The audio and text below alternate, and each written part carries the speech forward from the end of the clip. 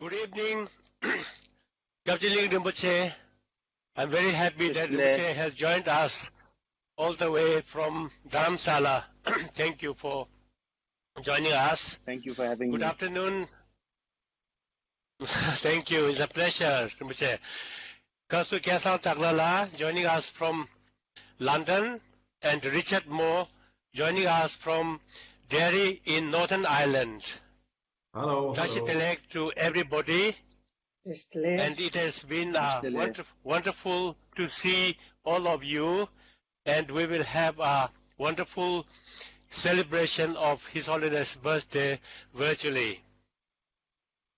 Before I introduce all the speakers, let me say a few things about how we are going to do this. In normal circumstances, in normal years, the Office of Tibet in London would celebrate the birthday of His Holiness the Dalai Lama with friends and supporters of the Office of Tibet and Tibet House Trust in London. But today, due to the Wuhan-originated coronavirus pandemic, we can go global in our celebration and paying tribute to His Holiness on his birthday.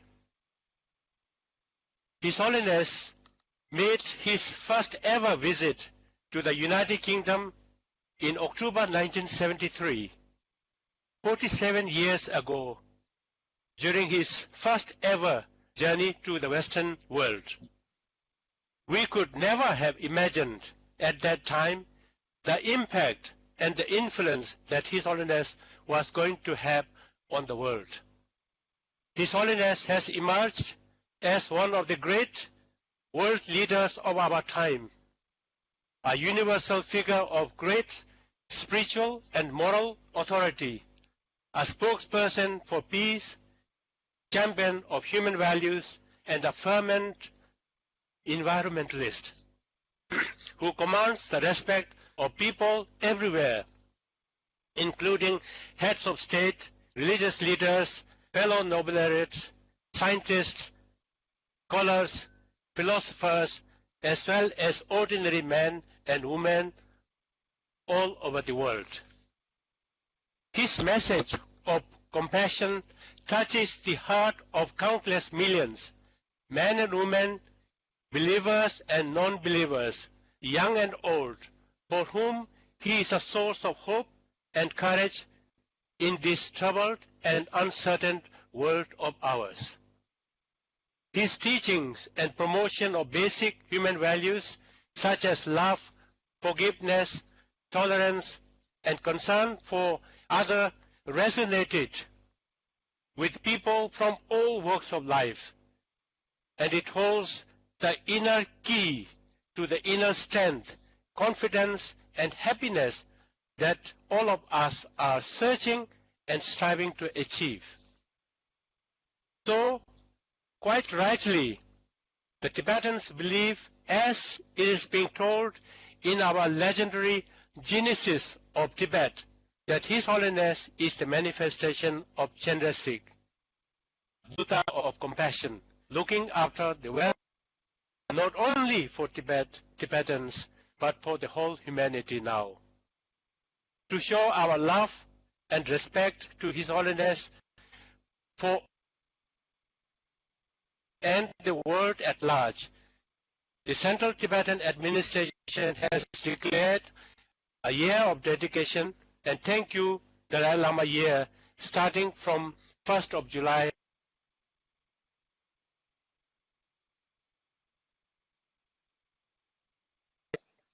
Humbled and excited to present a panelist of phenomenal and exceptional individuals to be with us today to celebrate his 81st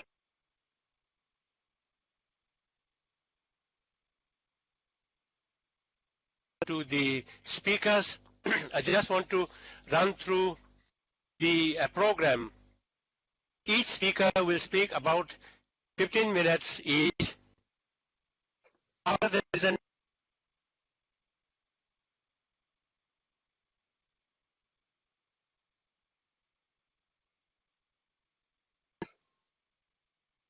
questions in the Facebook comment section, and we'll have a team here who will pick up the questions and we will put them to our guests.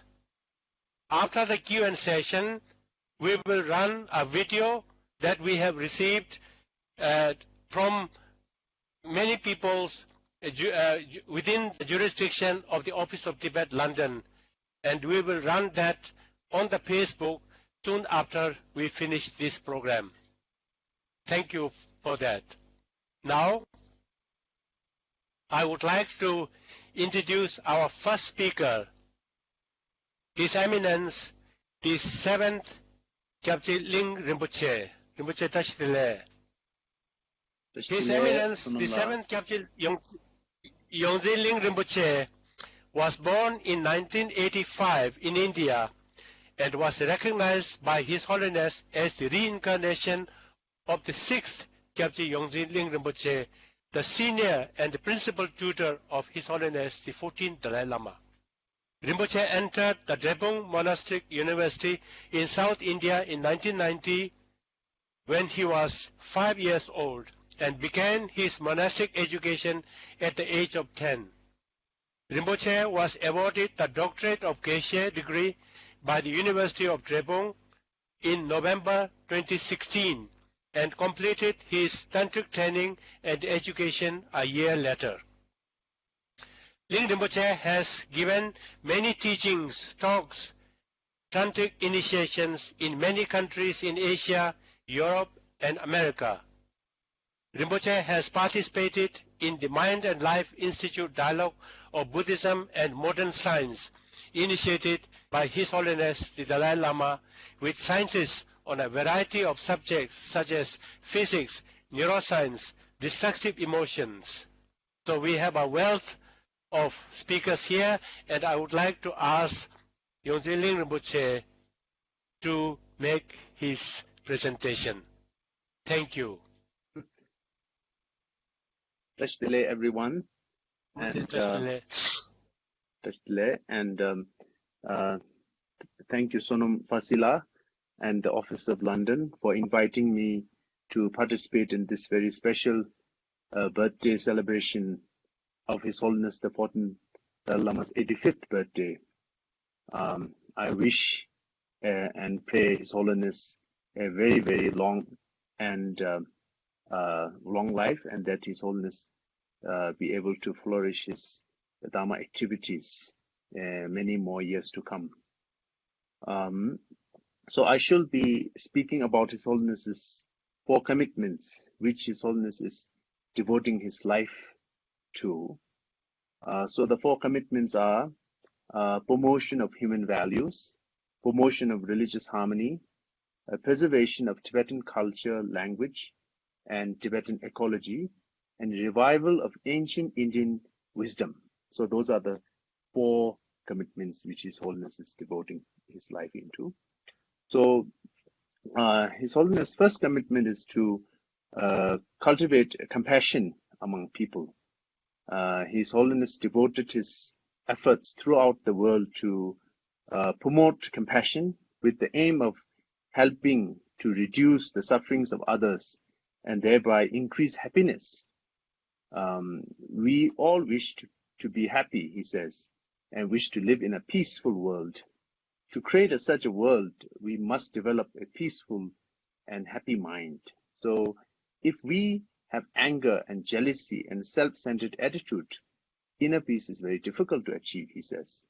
And without inner peace, it will be impossible for us to be happy. So we must develop inner peace in order to bring about the peaceful, happy world we all want. And His Holiness teaches us that it is not by means of faith in God that we can bring about the inner peace and happiness that will lead to a happier world. But we must bring about warm-heartedness by human intelligence. The emotions that cause us to suffer, such as anger and jealousy, are not the physical attributes. They are mental. So we must counter them by identifying them and understanding the way they function, and then applying their antidotes. So we must use our human wisdom to to study and develop knowledge of the whole system of the mind. And His Holiness teaches us that we must identify which emotions are useful and positive, and which are harmful, to diminish and eliminate our emotions which come about due to causes. So we must study what the causes of anger are and what the causes of compassion are. And also His Holiness says that we must then make great effort with the full use of our human intelligence, combined with our experiences, and to work to change our emotions, increasing our positive emotions and reducing our destructive ones.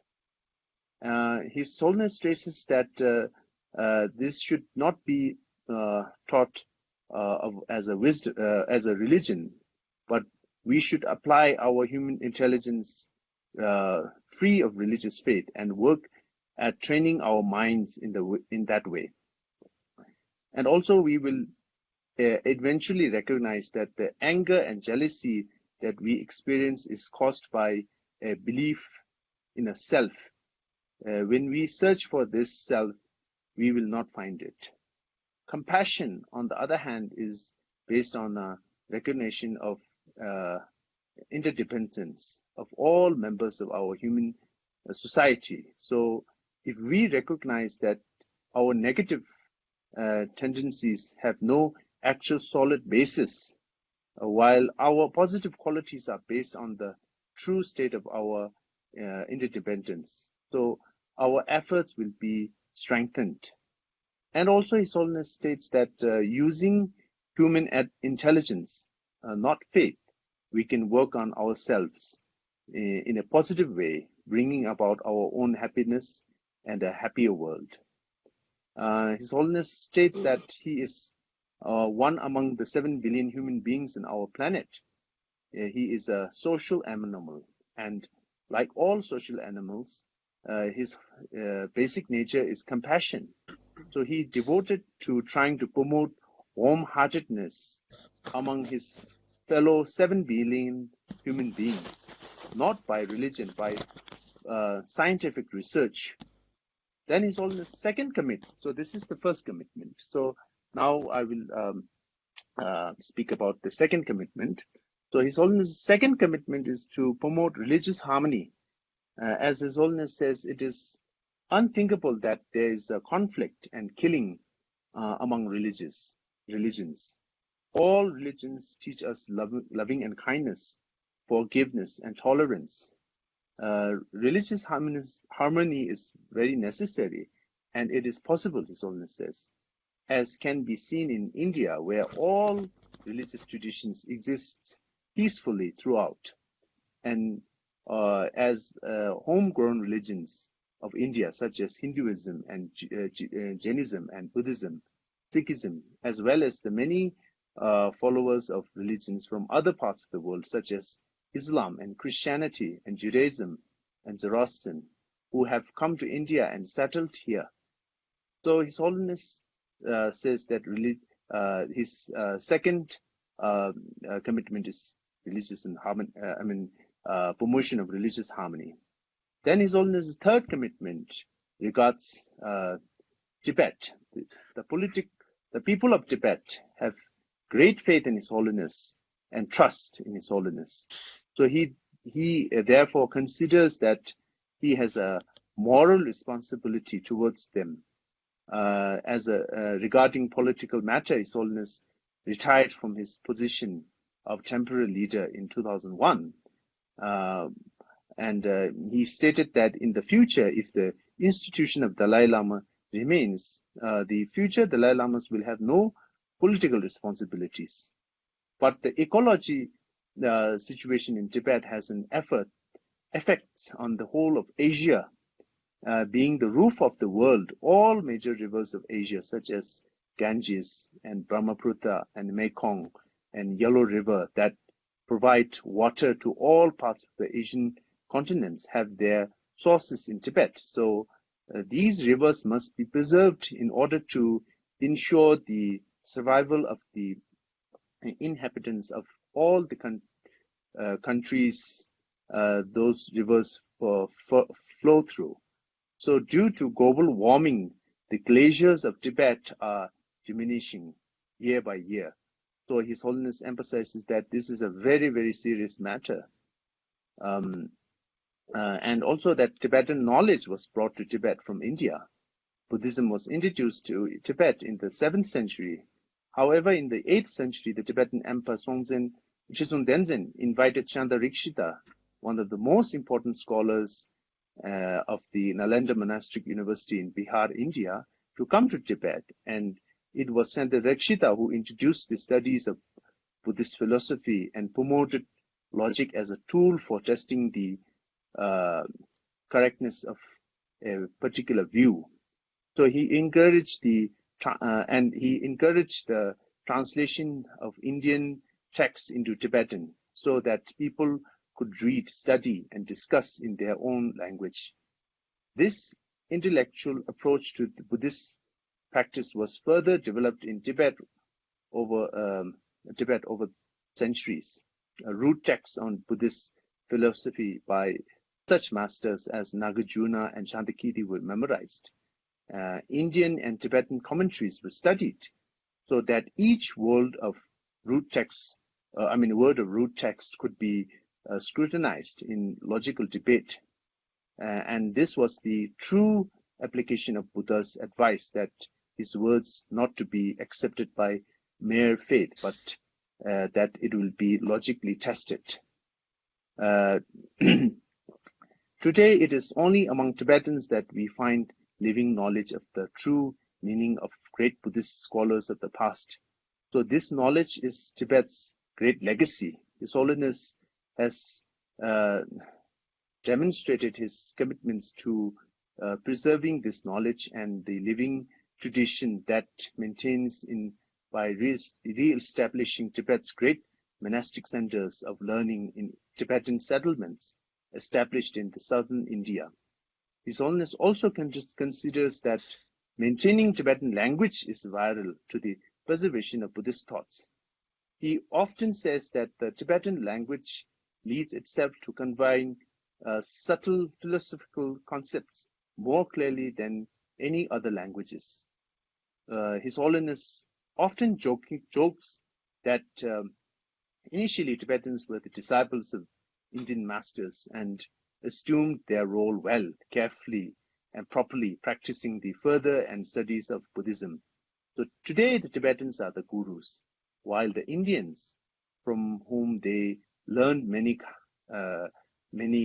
centuries ago, are now the students. So now I'm going to speak about the fourth commitment. So the fourth commitment is to help revive the studies of ancient Indian classical studies, which were so well preserved and maintained in Tibet. So His Holiness's concern is that modern education emphasizes the development of our knowledge regarding the material rather than mind. Ancient Indian knowledge should be introduced into the education system not as a religion, but in a secular way, as an academic subject. Teaching and teaching the working of mind, emotions, as well as technologies of mental training, such as meditation. His Holiness's belief is that India has a unique opportunity to combine the studies of the mind with knowledge of the outer world. So this is a brief, very, very brief commentary on the four commitments of His Holiness's four commitments. I have comprehensively have delivered this to you. I hope this was meaningful. Thank you. Thank you, Sonamla. Thank you, Rinpoche. Thank you, Rinpoche, for this splendid exposition and the hugely important subject very dear to His Holiness, and you have enunciated to come from our viewers. But for the time being, I will just say thank you very much for Rinpoche, and I will go on to introduce our second speaker. Rinpoche now. Now, our next speaker is Kasur Kesang Yangki Takla. Received modern education in India when Tibet was an independent country.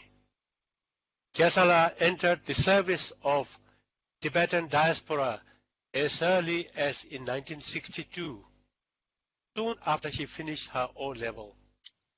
Not probably because of choice, but because of the necessity that the Tibetan diaspora sought at that time, because there were very few Tibetans who had any knowledge of English at that time, as soon as we all came to the refugee. Since her initial work with the Tibetans in Dharamsala, Kesala has almost and more than 50 years of continuous service across many departments of Tibetan government in exile, with her last service ending as Kalan Minister in the Department of International and Information Relations. She has been appointed as the representative of His Holiness the Dalai Lama at the Office of Tibet here in London, firstly from 1989 to 1997, thereafter from 2002 to 2006. She was then also represented the His Holiness Dalai Lama 1997 to 1995. She was awarded the Certificate of Distinction in the Administration from Cornell University, New York. We have a wealth of experience that Mrs. Takla brings to us, and she is going to speak on the benevolent leadership of His Holiness the Dalai Lama. To you, Kesala. Thank you, Sunmla. First of all, I would like to thank the Office of Tibet for giving me this opportunity to be in this panel, in this distinguished speakers. And of course, the task I have today is to talk about the benevolent leadership of His Holiness. A task which, when I think over it, covers a huge, massive area of wonderful achievements and tasks that His Holiness is doing for humanity. And in order to condense it for the time that I have available, which is 15 minutes, I have 2016. I shall present my talk today by confining it to under two headings. The first is His Holiness's benevolent leadership for Tibetans. Now, since the occupation of Tibet in 1959, we Tibetans came to exile and followed His Holiness. I think at that time there were 80,000 or so Tibetans that came into exile into India, Nepal, Bhutan, and so on. Since then, His Holiness has worked tirelessly to make sure that the Tibetan people, first of all, received good education and had the basic rehabilitation facilities in exile. And with the government of India's assistance, we were able to set up various establishments for sustenance and education of the Tibetan exile population. Then at the same time, His Holiness had this foresight and the wisdom to draft a democratically principled constitution under which we now function as a democratically structured government in exile, and we have the three pillars of the democratic government, for example, the elected members in the parliament, the judiciary, and the administration. And under the administration, we have the departments like education, departments for education, health, rehabilitation, financial matters, religious affairs, audit commission, public services and election commission, security, and the international relations and information department. Now, under this last department, the international relations department, we have 12 officers of Tibet all over the world. And under His Holiness' compassionate leadership, we follow a struggle and under non-violent and middle way approach. And of course, we are constantly guided by His Holiness to practice compassion and less selfishness. Then over the years, His Holiness has also persistently encouraged his people to practice democratic running of the affairs of the Tibetans. And of course, in the early stages, especially among the elder Tibetans, it was very hard for us to imagine to run our administrative affairs without the political leadership of His Holiness, the Dalai Lama. But however, His Holiness, in a unique way, insisted and encouraged his people to become educated, aware, and then finally practice democracy. So today in exile, we have a very vibrant system of running the whole administration with equal participation for men, women, and people of all status. And finally, of course, in first half of 2011, His Holiness, until then, he was functioning as what he called as the semi-retirement for the past 10 years. And then in the second half of 2011, he decided that it was the time to finally hand over the whole administration of the Tibetans, political administration of the Tibetans, to an elected leader, who we now call the Sikyo. And of course, in English and other languages, he's addressed as the President of the Central Tibetan Administration. Now, with this, you can see that His Holiness, unlike many of the other countries and leaders, where they fight for their leadership and political rights, and often there's violent ways of doing this with involve millions of financial expenses. Here we have His Holiness insisting that the people have their democratic rights, and that he guided us all the way through over the last 60 years or so. And today we have a fully functioning, very resilient and happy Tibetan setup in exile. And in fact, we are known as the most resilient and successful refugee community in the world. And all the credit to this, of course, goes to His Holiness's leadership and compassionate guidance to the Tibetan people. Then, of course, under his administration, he also felt that the people need to be educated to function in their own way. So education was the priority, under which today we have thousands and thousands of Tibetan young people who are well educated.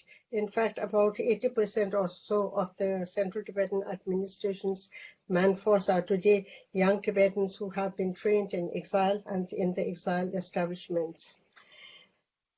So then this is his leadership for the Tibetans. And the second part, it touches on the four principal commitments of His Holiness, which Ling Rinpoche has most beautifully laid before us. Now, there's not much time to go into detail, and there is, in fact, no need to do that. But I would like to just draw on two specific areas, which I believe are the key ways to achieve the principles that he has adopted. And those are, first, the mind and life scientific research collaboration between world-known scientists and Tibetan Buddhist philosophers and academicians and scholars. Under this program, which has been started 33 years ago, as Rinpoche has earlier explained, the aim is to make sure that the humanity develop a more compassionate and acceptable society so that we are less violent, less selfish, and more able to work in peace and in collaboration with each other to make a happier and peaceful world. Under this, there's been a lot of progress in the last 33 years, and as briefly, I would like just to mention one specific reference that Professor Richard Davidson of University of Wisconsin Medicine made on the 20th of June during a Mind and Life discussion that was carried on with His Holiness by virtual means. In that, he reported that 33 years ago, before the establishment of the Mind and Life Science efforts by His Holiness, he could not find any mention of the word compassion in many of the world's psychology books. But he said that now, since starting off this specific groundbreaking program, he finds that there are thousands of articles and research papers on compassion and the power of compassion to make people more acceptable, more peaceful, more calm, and more less selfish.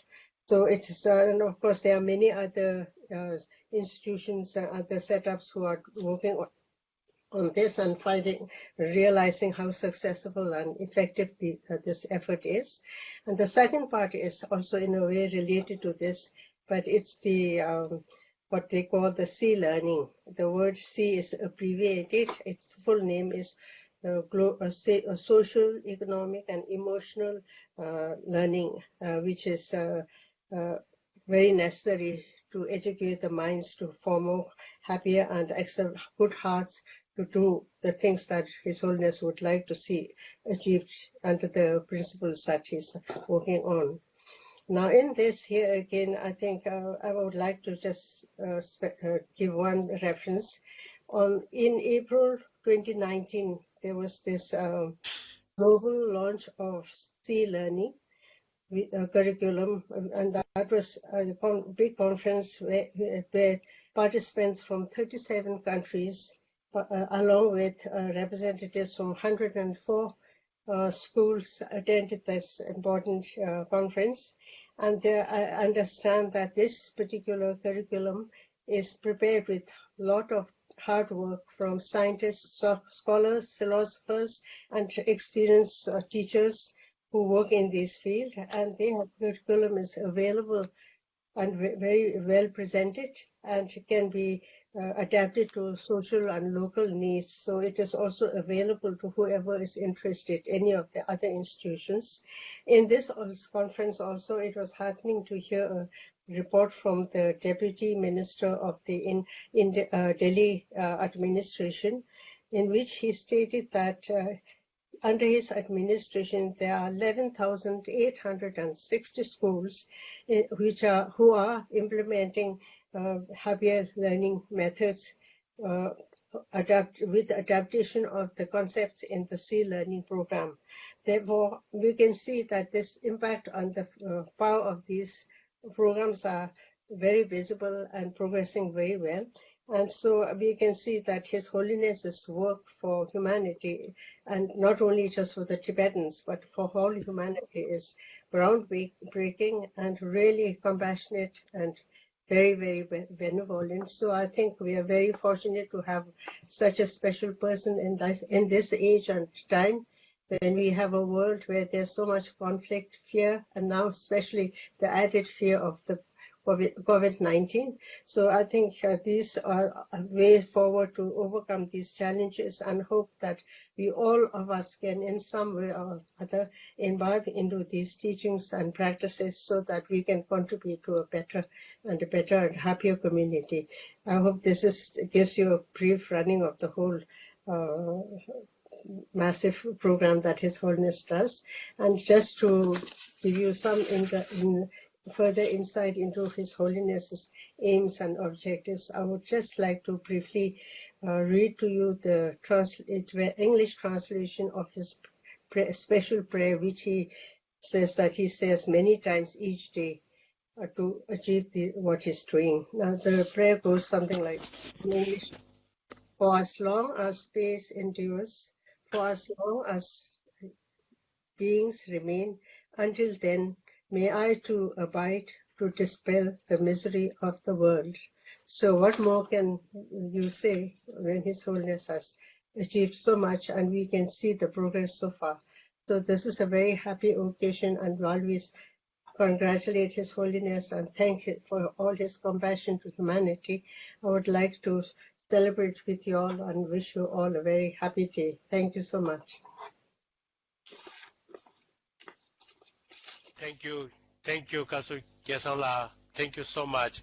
It's just wonderful to hear the journey of His Holiness, the restructuring of Tibetan community in the diaspora, and the achievements that His Holiness has so succinctly and so comprehensively put by someone who has worked with His Holiness for half a century. And it is obviously a huge personal achievement for Mrs. Takla, and a huge authority to say what has gone through and how you have shared this with us is a marvelous thing. Thank you so much, Kesang. Thank you.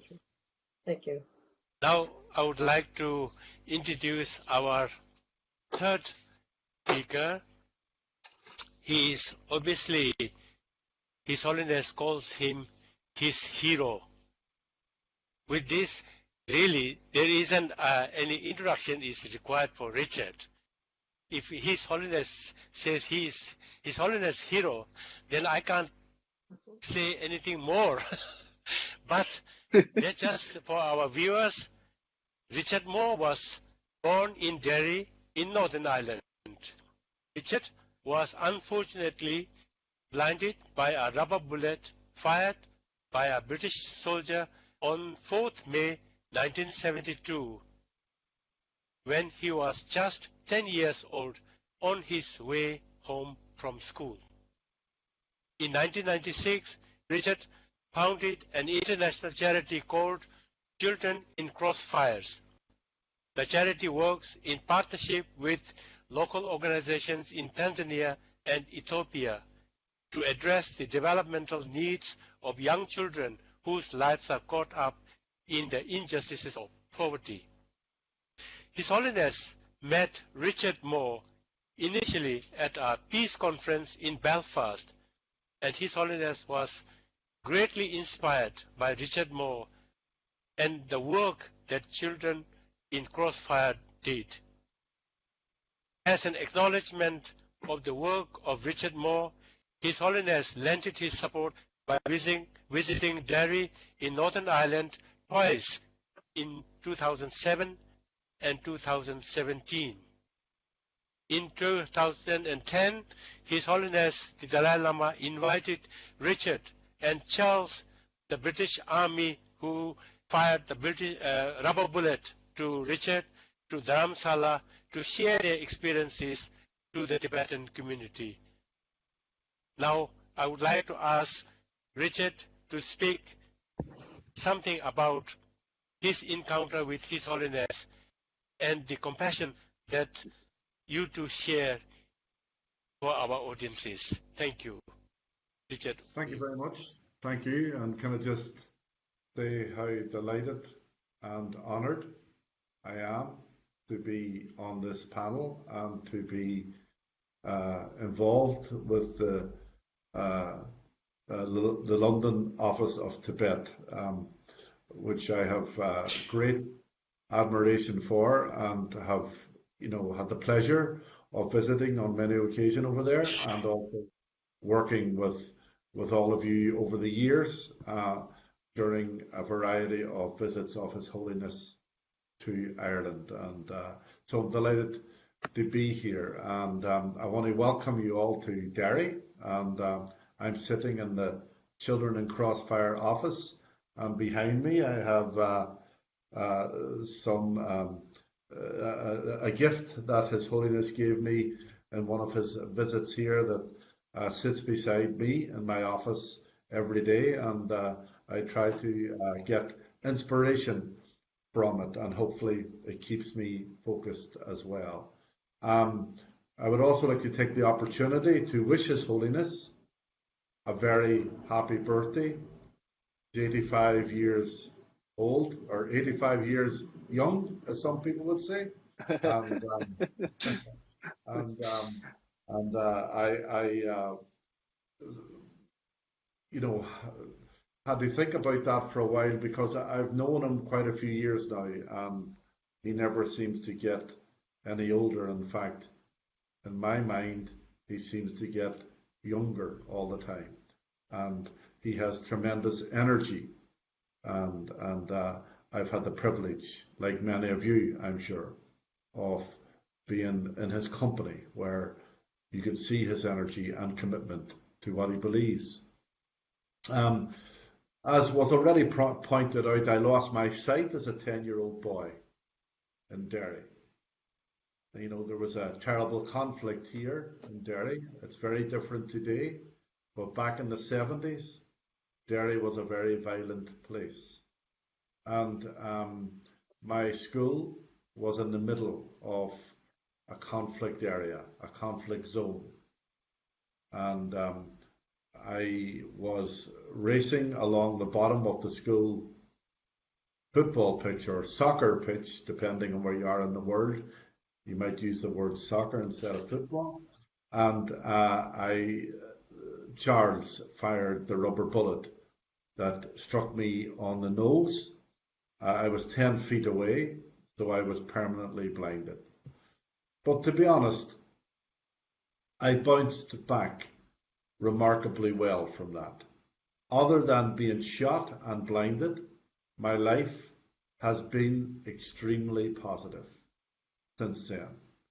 I eventually went back to school, went to university, and set up my own business. I'm married with 2 children, and I did a lot of things with my life. And I would attribute my ability to,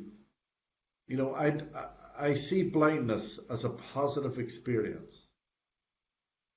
And I would attribute that to the fact that I come from a good family, the fact that I come from a good community, and the fact that I had opportunities made available to me, even as a blind person.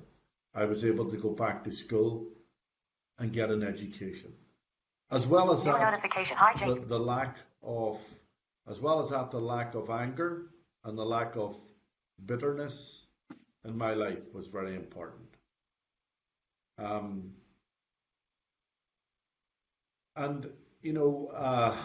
Over the years, I had many, many times to reflect on that.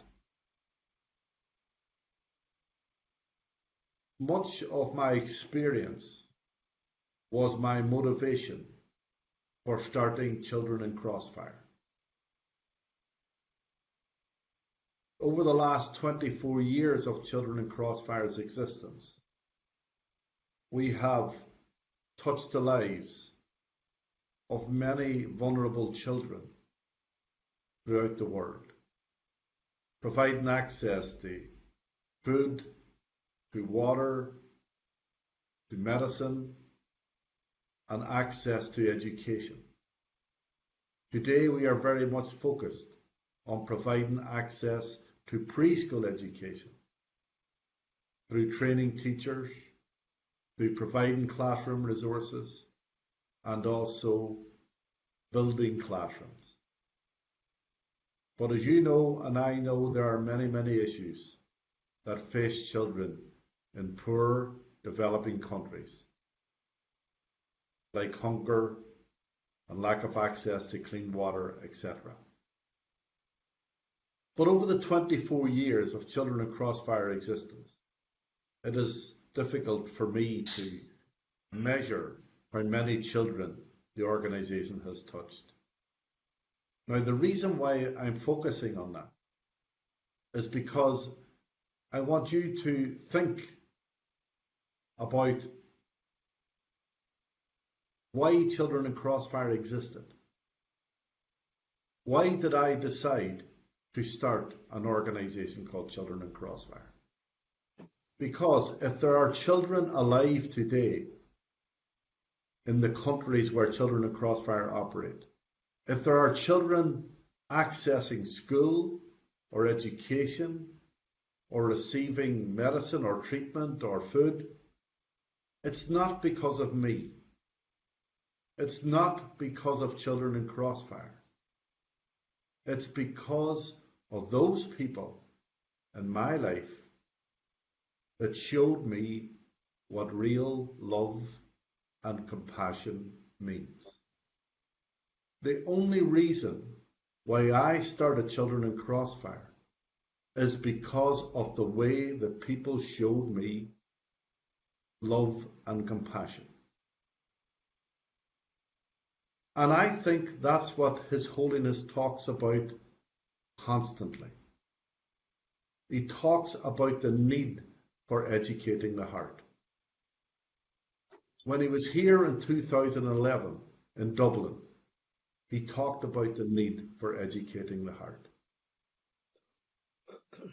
And it's very important that if we want to respond to the challenges in today's world, that we don't only respond with the mind, that we respond with empathy, we respond with love and compassion. And if I am anything, I am an example of how that happened. Thanks to the support of my colleagues here at Children in Crossfire, we were able to develop a resource that we use in Ireland through training teachers to use methods in the classroom where they can get children to engage with issues, not only with their mind, but with the heart.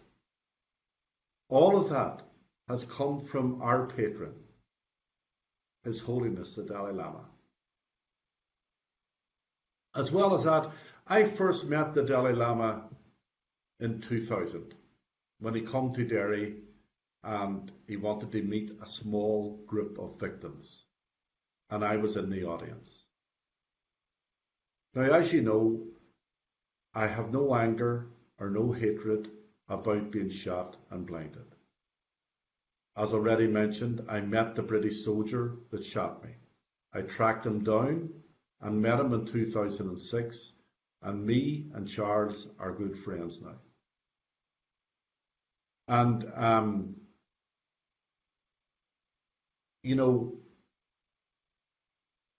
His Holiness talks quite a lot about forgiveness. But when I went to see him at the event in Derry, I never thought about my story in the context of forgiveness.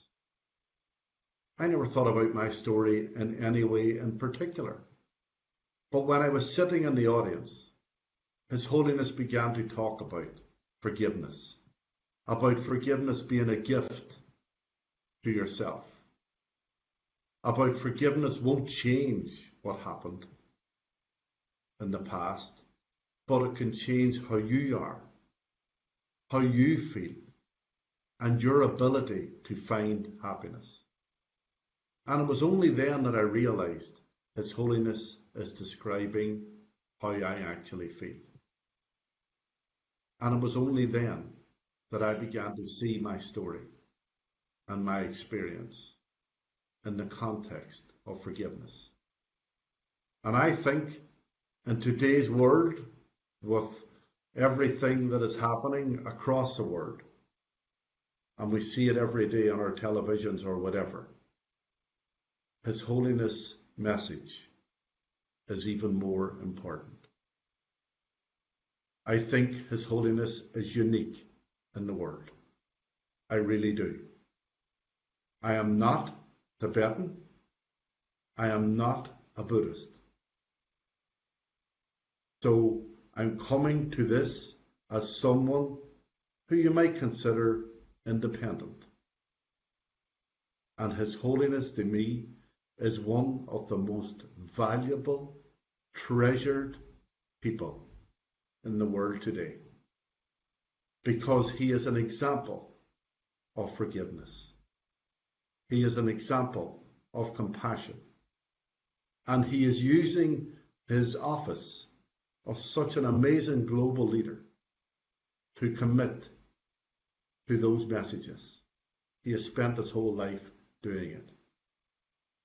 So I would say to any Tibetans listening today, you should be extremely proud that you probably have the greatest person the world has ever seen in terms of his ability to deliver a very important message against a very difficult background. Thank you for listening to me, and I'll pass it back now for the next stage of the conference.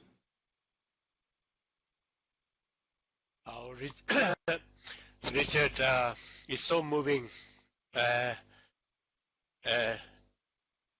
It's truly what a personal insight you brought, this valuable discussion and your thoughts, your experiences, the application of your experiences into motivational enterprises, the care that you have drawn with your misfortune is amazing. It's truly a lesson that the whole world is learning from you today.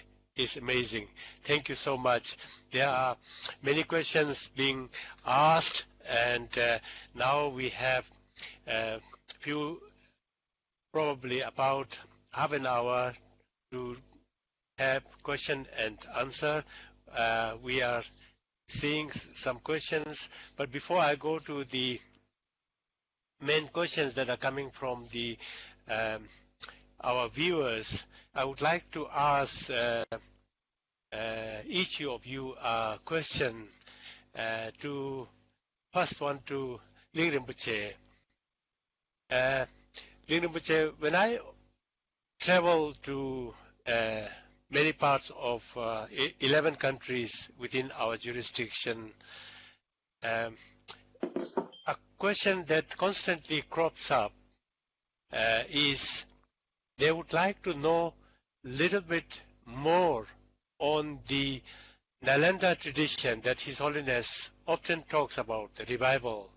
And the question really asks is, what is it that in this Nalanda tradition that the other teachers, other teachings do not have?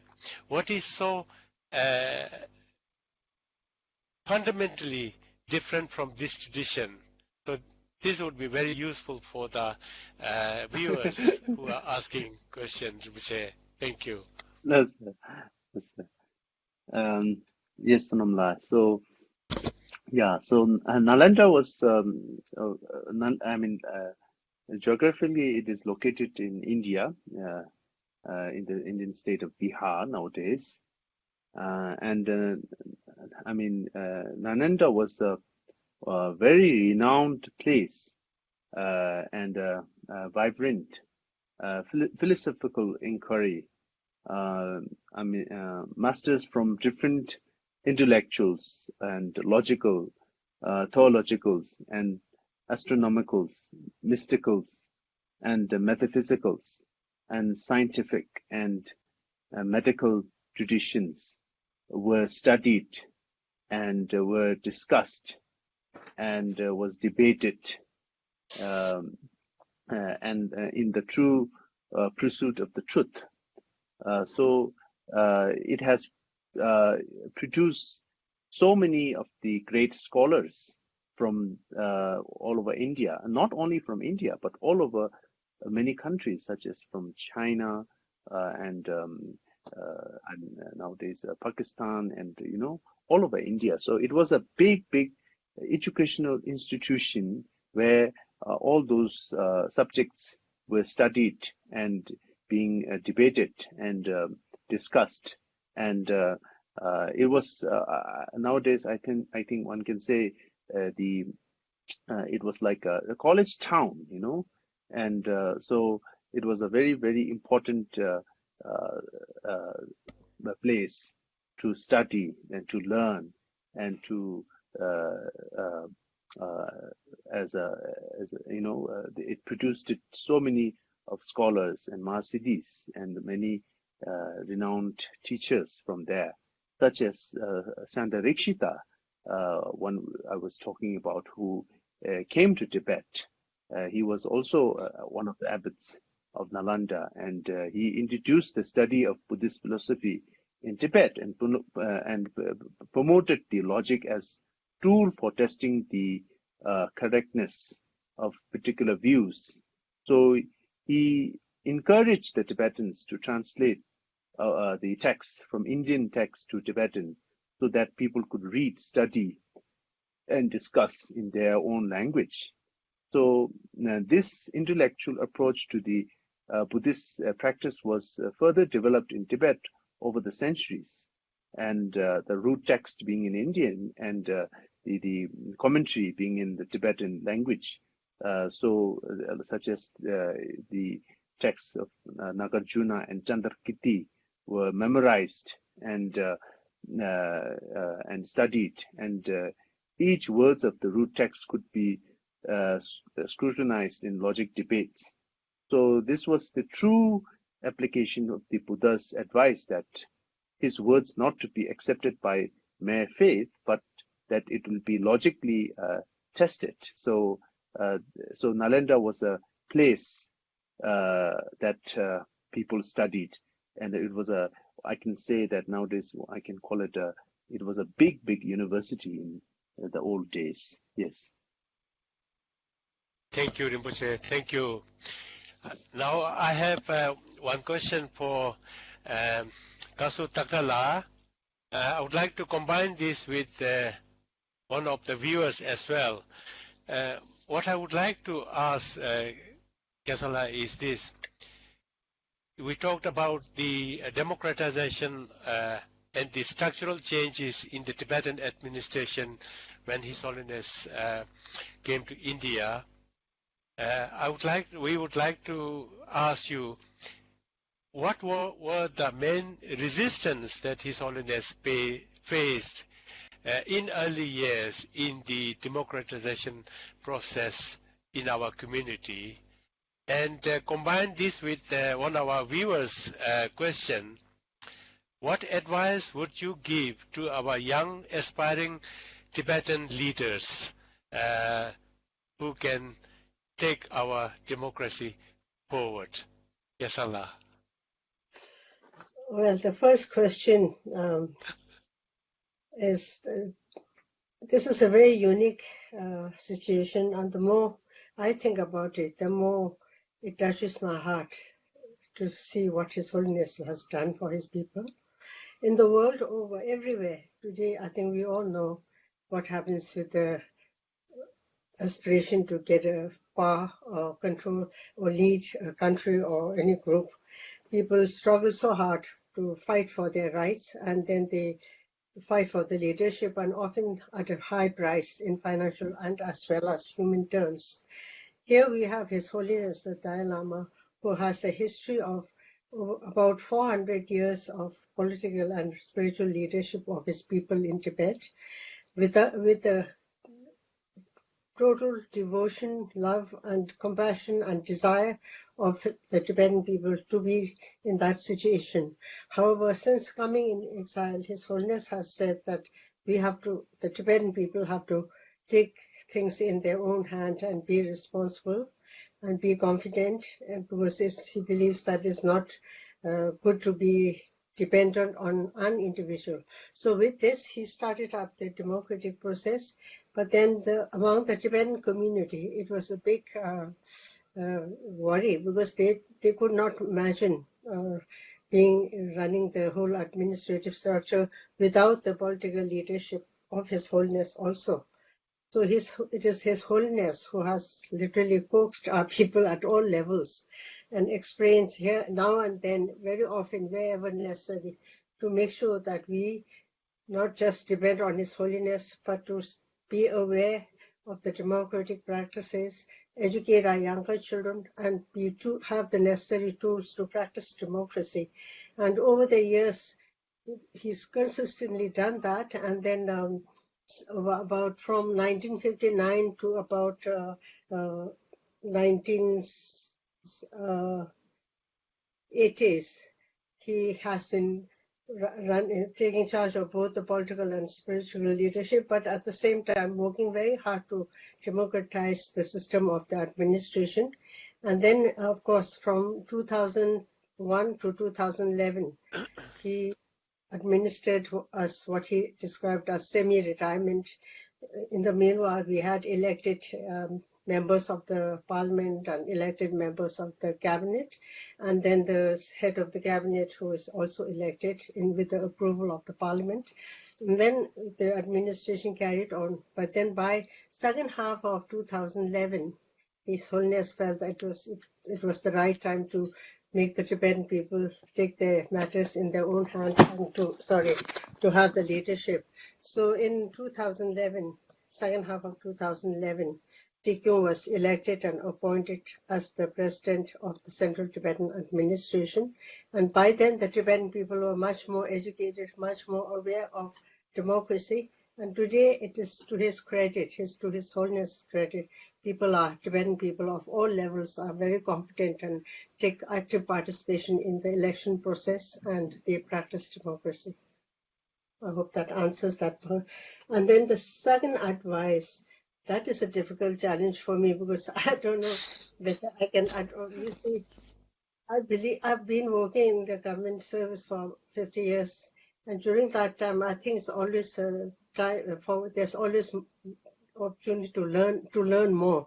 So then, at the same time, of course, now times have changed and situations have changed, and I think the present management or the administration is doing very well, with majority of personnel or the staff being of younger generation who have much more tools and education than we had in our times, but they are doing very well. And so the only thing I would like to add is that I think we have to remember we are Tibetans in exile, and that whatever we do, while we are in a foreign country, in a free, democratically set up country, and many Tibetans abroad in democratic settings, we have all the facilities and freedom in the world.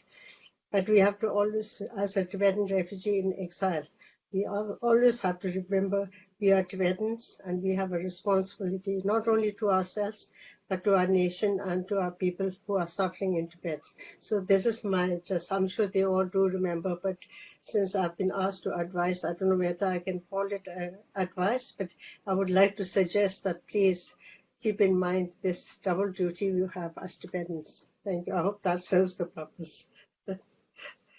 Oh, thank you, Kesala. Wonderful. Yes, I think they should.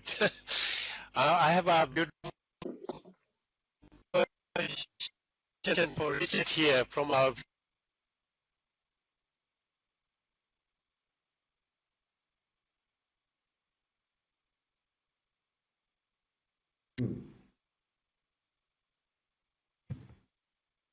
and compassion at very early age. Yeah. Richard, Yeah. that was for you. Yeah, I know. The first part of it frozen, so I couldn't hear your question. Hello? Could you repeat it for me? Richard? Yes, I am here. I am here. Hello? Hello? Can you hear me? New notification from mail. Escape. Hello, can you hear me? Hello, hello, hello?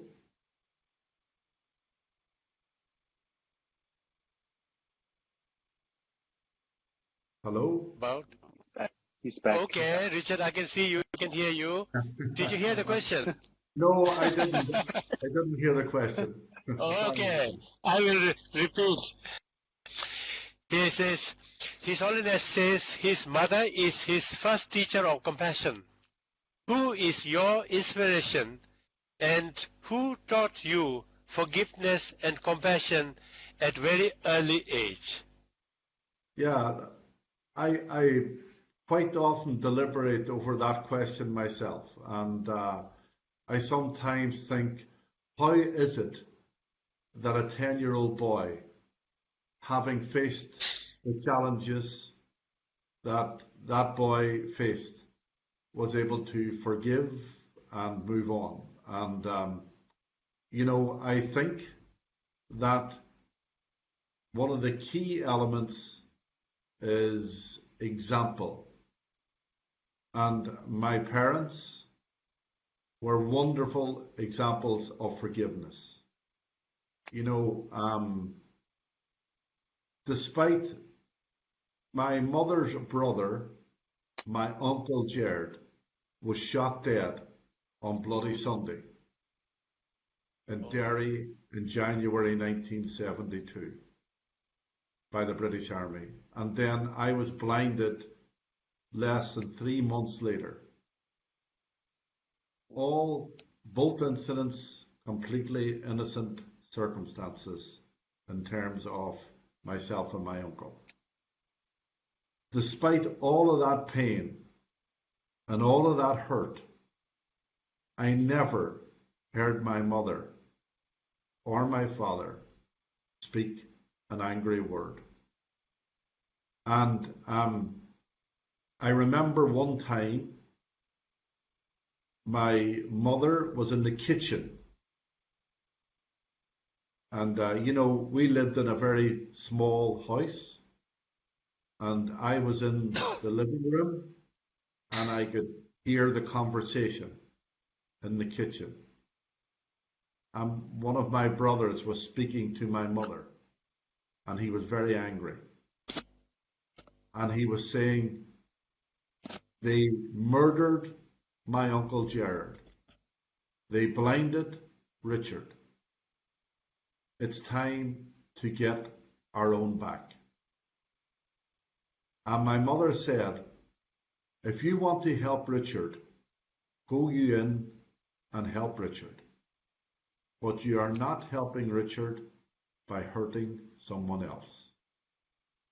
So if I have any sort of witnesses or examples of forgiveness, I see it in my mother and my father. So that's where I get it from.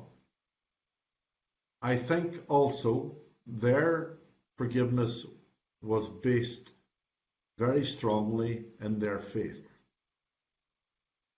So I still think that no matter what religion you are, no matter what faith you are, if you follow that faith properly and in the way it's meant to be, then it is a strong basis to be a good human being. I also think my parents had those basic human values that His Holiness talks about. Those basic human values of compassion and empathy, love and forgiveness. I remember His Holiness come to Derry in 2007. It was Children in Crossfire's 10th anniversary, and he was a keynote speaker. And I invited Charles, the British soldier, to come and meet His Holiness for the first time in Derry. After he met His Holiness, I took Charles to my mother's home to meet my mother for the first time. And people used to often say to me that they were amazed at my forgiveness. And they were amazed how I could forgive the soldier. And to be honest, I could understand why they would say that, but I never felt that I was doing anything amazing. It just felt natural to me. But when I brought Charles, the soldier, to meet my mother in our family home, and she treated him with so much kindness, so much generosity, And he was the man that blinded her son. He was the man that hurt her so much. But she was so kind and so gentle and so friendly with him that I realized how amazing forgiveness actually is. So to answer the question, I think I get it from my parents. I think I get it from their example. And I think out of that, I realize the role that I play in the lives of my children, and we all play in the lives of other people. The example we set will influence others. And I think that's what the Dalai Lama does. He leads by example, which is the best testimony of all, I think. Thank you. Thank you, Richard. So wonderful. There's goodness in everywhere.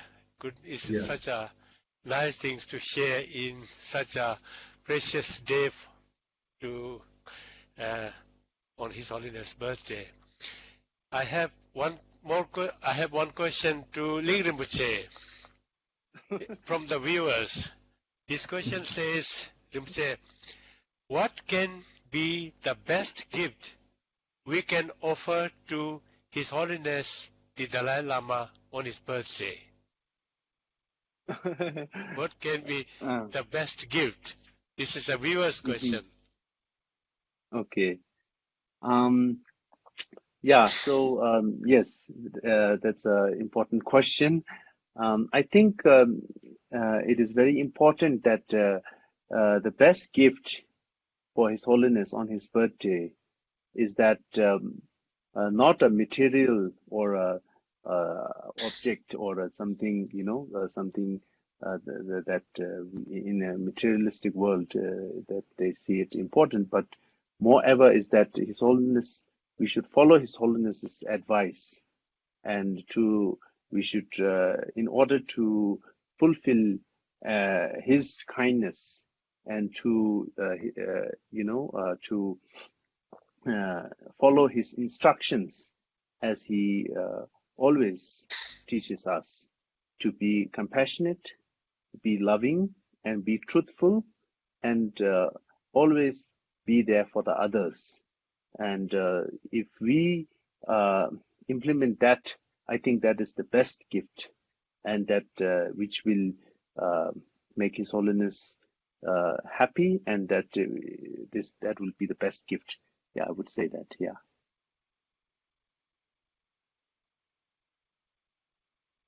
Okay. Thank you. No. Thank you, Rinpoche. I hope this viewer is very happy with your wonderful advice, Rinpoche. Then I have one question for Richard again here.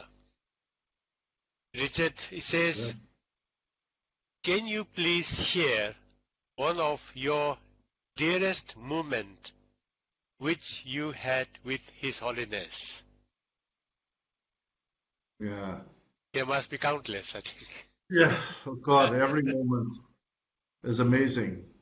But, there's a lot of characteristics that His Holiness has, that is amazing, right? Like, for example, He is very human.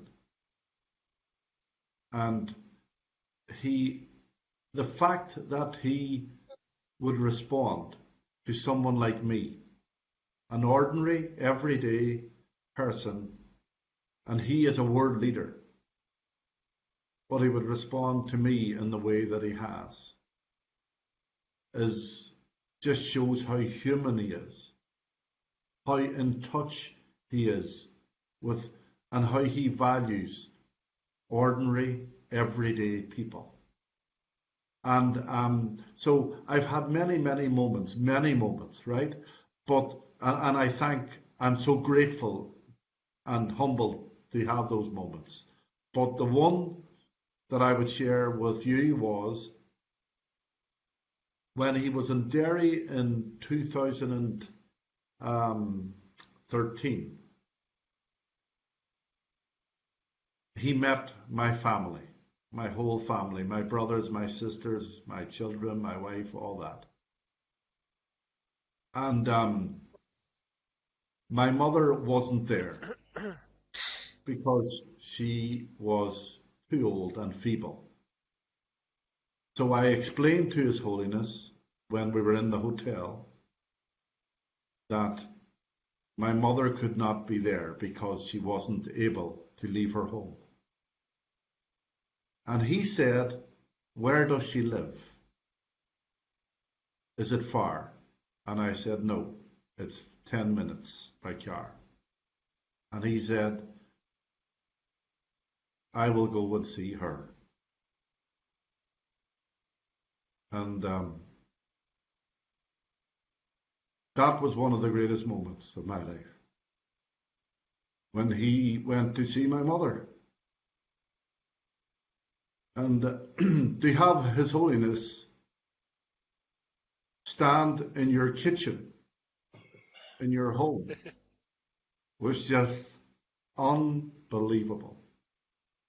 And that's one of the many, many thoughts that I will cherish.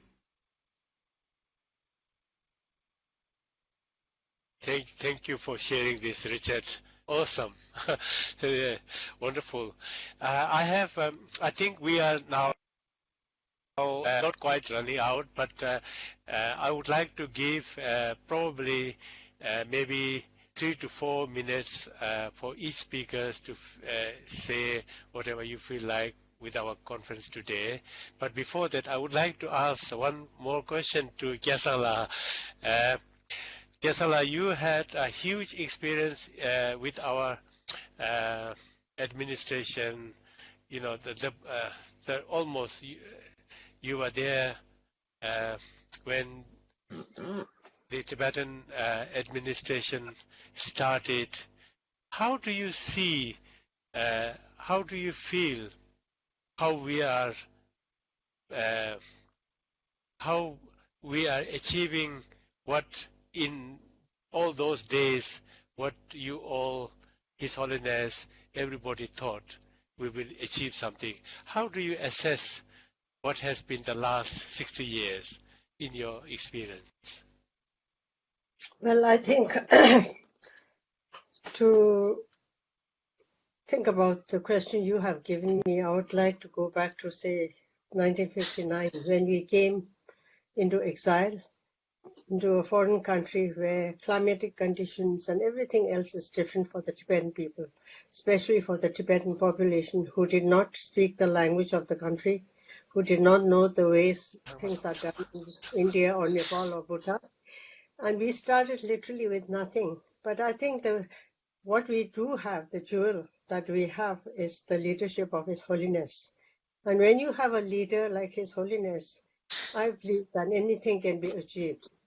And I think this is demonstrated by the fact that 59 we had nothing, but today we have a fully established democratic entity with the Tibetan people living in exile, but in a very happy and free society with knowledge and very competent, and they have a life that is not available to our own people in our own country in Tibet. So this shows that I think what we have to do is, as His Holiness always says, we have to work hard to reach the goal. Of course, it's the question of Tibet and the Tibetan people's struggle is not something that can be achieved immediately. It's a national issue and political issue. So therefore, it will take time and perhaps generations. But I think if you continue to go into the principles that we have, non-violent, peaceful, compassion, all that His Holiness has instilled in us. And if you don't forget, as I said earlier, if you don't forget our identity and responsibility as Tibetans, we will succeed. Because today, especially now with the start of the COVID-19 breakout, you see a lot of changes in many countries. And you also see very clearly that people who have violence and hatred suffer the most. whereas those who have compassion and concern for others are acknowledged and celebrated. For example, now during the COVID epidemic, you have the medical team and the people who are working in the front line to serve the people who are suffering.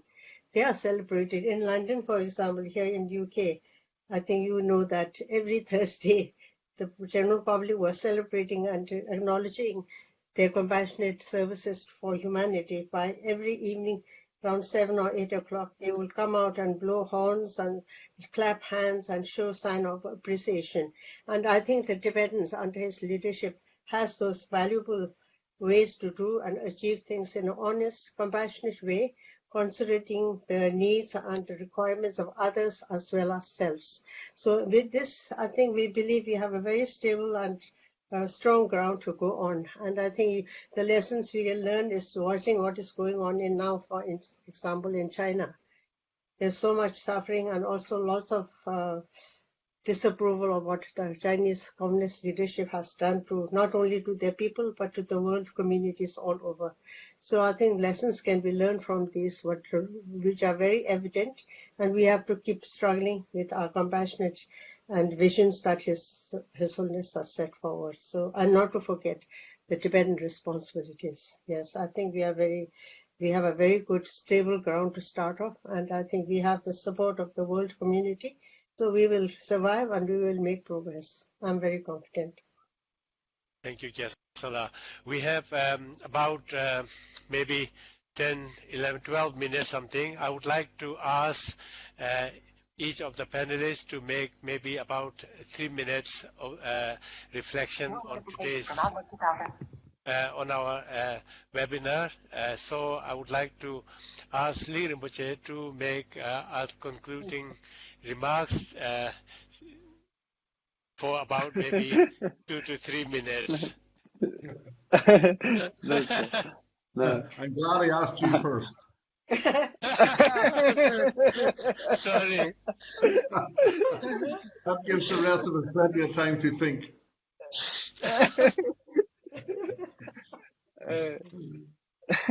Yeah, so I think I pretty much said whatever I have to say, but since now you have cornered me like this, Sorry, I'll have to say something, right? Just kidding, just kidding. Yeah, so I think I would like to conclude that today we are celebrating His Holiness's birthday, and I think celebrating a birthday is it's not only a celebration, but I think at this particular moment or this special day, we should reflect on His Holiness's life story and how much he has worked hard and how much he has achieved through so much difficulties from a very, very young age, from I can say from the early 50s that he has gone through. But despite all those difficulties and all these matters politically and in a very difficult atmosphere from Tibet, that we were very remote, we had very, very less knowledge, but His Holiness was able to lead the Tibetan people. And after even coming into exile, His Holiness has, he started with zero, but he has worked so hard for the people of Tibet and for the Tibetans and for the Tibetan culture, for the Tibetan language, for the Tibetan, especially for the young generation that were being raised at that time. So he has put so much energy, and now he has turned to 85 years old. So I think it is very important that we should always remember his kindness. And now we are here at this moment. We are all physically fit, and materially we are, very comfortable. We have good education, and all these facilities that what we are enjoying now, due to the kindness of His Holiness. Imagine without His Holiness, where we are now. I must say we are maybe on the street, So really, really, if you really think deep, His kindness, His love, and His care for the Tibetan people is something that I cannot put it into words. So we young generations, we must work hard, and we must fulfill His Holiness' wish, and we should preserve our culture, and we should fulfill His wish, and we should develop warm-hearted, and we should try to help others. And we have so many good people in this world which I think there's a hope in this world. People like Richard Moore, so many of these role models. So I think we can learn so much from people like him. So I think we should all work hard to fulfill His Holiness's wish. So that will be my conclusion. Thank you. Thank you, Rinpoche. Thank you so much. Kesala, just before you start, I just want to, there's a last minute question here. Maybe you could wrap this up with your conclusion, as part of your conclusion. Could you kindly comment on whether China's conflict with its neighbors have a positive impact on Tibetan cause? This is a question from the viewers, so Kesala, for you to say. Well, I cannot kind of predict something and be sure about it, but looking at the way things are happening, I think the attacks on the borders in different areas are, in a way, to begin with, I think it's China's policy of diverting attention from the world, because they are receiving a lot of criticisms due to the COVID-19 that started in China and were not immediately made informed to the world, and in the meanwhile to divert the world's attention against the oppositions or disapprovals of Chinese policies that have affected the world community. I think they are diverting it so that by attacking border areas where they think they can bully a little bit, but that, I think, it's only the world communities are not ignorant of what's happening. And I think it's only helping to draw more disapproval and dislike of Chinese Communist government's violent approach to things. And I think this also wakens up the awareness of different countries, particularly like India and the neighboring countries, to make sure that their borders are secure. And of course, in the case of India border, Tibet border situation, we all know very much that after Tibet was occupied, then India has to face the conflicts and threats from China, because then immediately the Tibet border has been acknowledged as China's border, and then they have access and they start attacking the Indian border. So I think I hope that the Indian government will also take a more practical and more educated kind of stand now to see what's the importance of the Tibet being between India and China to act as the buffer zone. So this is very important, and I think it's the further one delays, the delays which have already happened in the last over 60 years and have turned out to be the high prices that the Indian border people have to face. I hope they will make sure that future, policies and endeavors will avoid that kind of thing happening again. Does that answer my question? Thank you, Kesala. Yes. Yeah. Can I go for Richard for his reflection and some conclusion? Yeah, okay. Well, first of all, You had enough time to think. Yes. Thank you for that. No, first of all, I just want to say thank you for asking me to be part of this, because I feel very much part of the Tibetan community and everything that you believe in. And so I'm just delighted to be here and associated with you, today and every day. But I suppose when I reflect on His Holiness, and there's a lot of key messages you can take out of what he says or whatever, but I think Rinpoche sort of touched on it there, and New very notification from well. Outlook But, 2000. sorry, that's my computer talking sometimes. So in case you're wondering, in case you think it's some divine intervention, it's my computer. But yeah, when you think of the humble beginnings, in many ways, of I suppose, of His Holiness living in exile, coming over the mountains and the challenges that he faced, and how difficult it was, and his life in danger. And I've been to Dharamsala, and I have witnessed at first hand how things have developed there.